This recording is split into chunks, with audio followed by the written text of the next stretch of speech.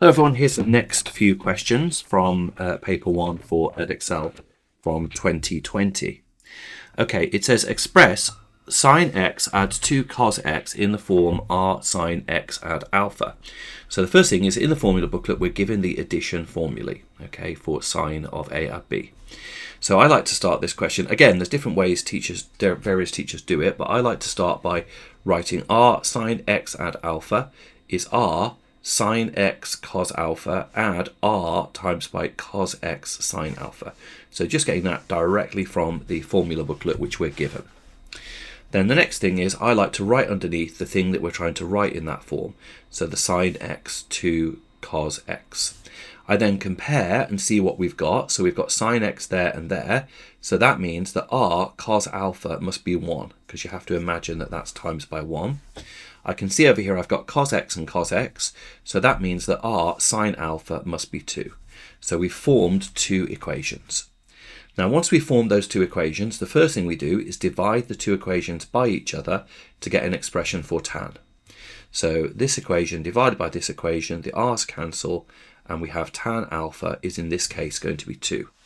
So therefore our alpha is the inverse tan of 2, which in radians is 1.107. Okay, the question tells us we're working in radians. The second thing we do with these 2 equations is we square them both and add them together. So I've written here r squared cos squared alpha add r squared sin squared alpha is equal to 1 squared add 2 squared. So we're just squaring them and adding them together.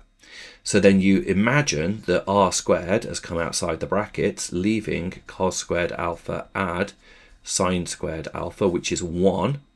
So you end up with r squared times 1 is 2 squared add 1 squared, which is 5.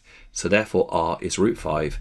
So in the form r sin x add alpha, we have root 5 times sin x plus 1.107.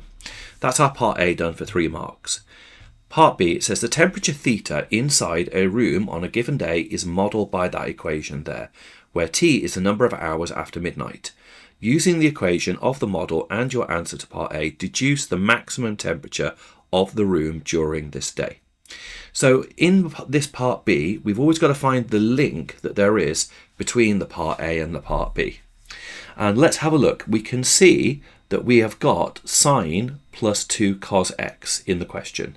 And notice, look, we've got sine plus 2 cos of something. So that's going to be our link, okay? So what we need to do is take the answer that we got here in part A and basically use that to replace something that we've got in part B.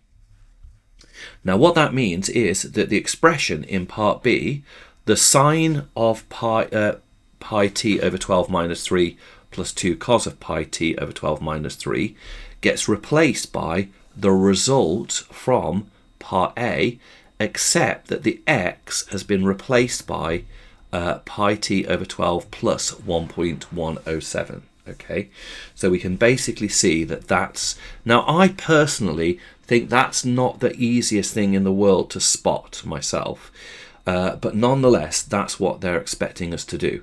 They're expecting us to understand that if we're going to write this in the form that we're requiring, we take the result from part A.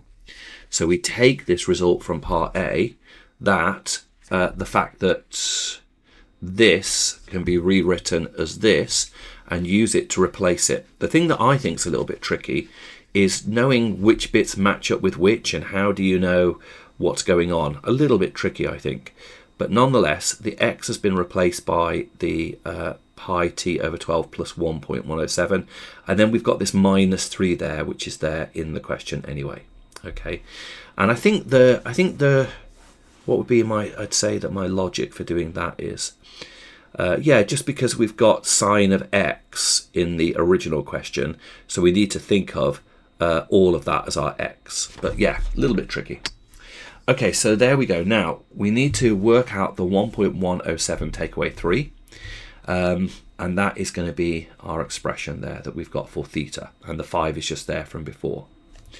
Now, the maximum is going to occur when this expression is 1.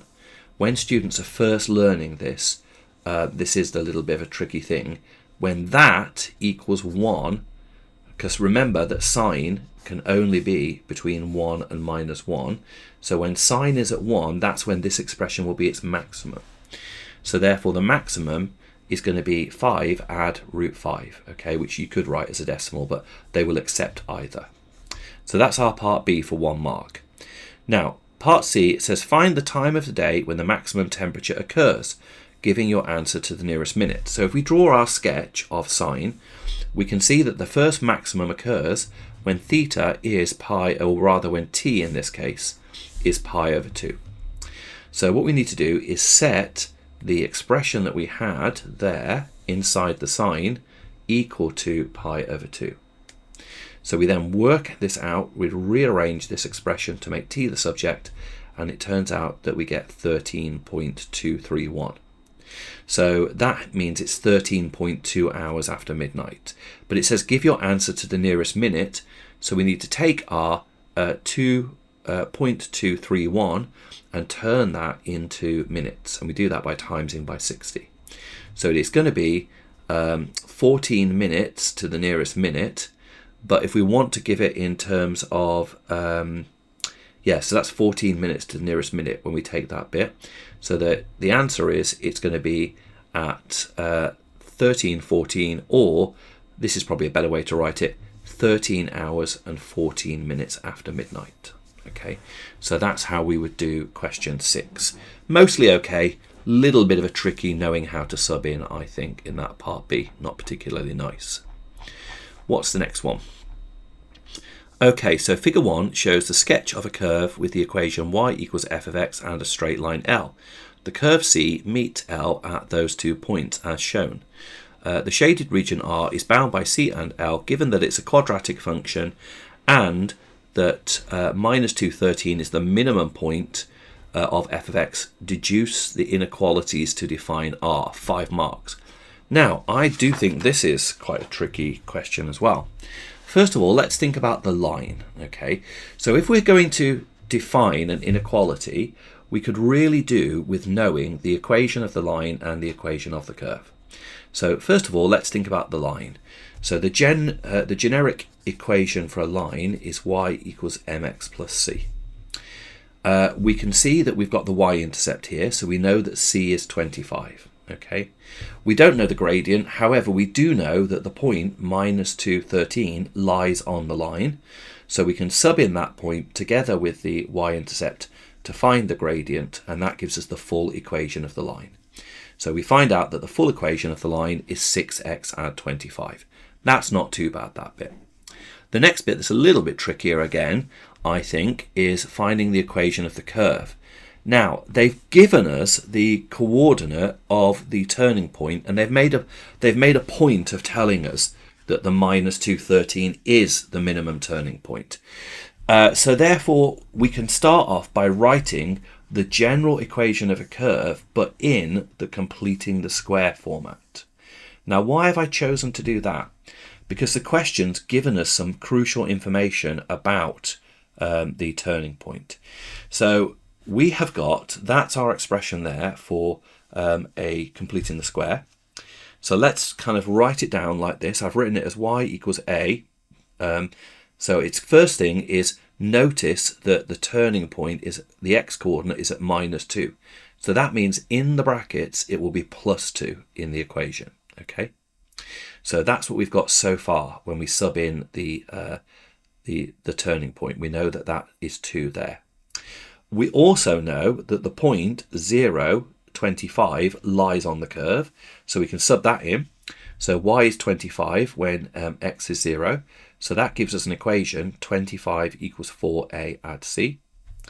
We also know that the point 2 and -2 and 13 lies on the curve, so we can sub that in as well, and that gives us that 13 is equal to a times by nothing squared plus c, so that gives us that c is 13.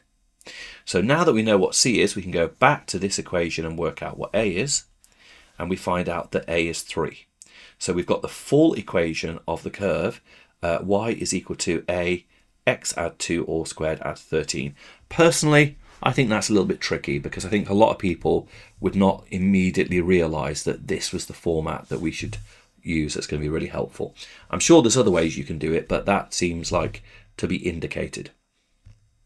So therefore, now we've got our two curves. We want it to be a greater than the quadratic curve, which is that one, but below the line, which is that one. So that's how we would write it for that particular one. Little bit tricky there, I think, for that one. Okay, thank you for watching. Remember, if you're finding these videos useful, if you could subscribe to the channel, I really appreciate that. That's going to help me keep on making more videos. And thank you for watching, and I'll see you in the next video.